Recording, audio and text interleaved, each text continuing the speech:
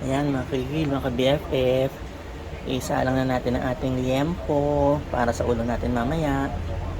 Okay, maglalagay na po tayo ng tubig para tuloy-tuloy na natin palalambutin ang ating baboy.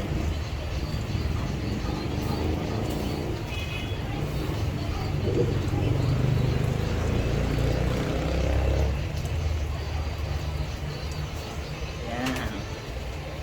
Simmer 40 minutes. Nilagay ko na yung labanos tsaka yung gabi. Lagay na po natin yung ating kangkong.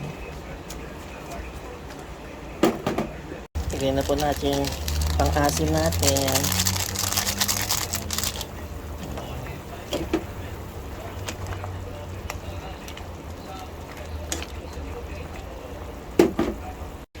Okay, luto na ito. Tikman na natin ating sinigang. Tinanggal ko na yung sili. Kasi ayaw nila yung masyado maangat. Ayan. Lambot-lambot na ng liempo natin.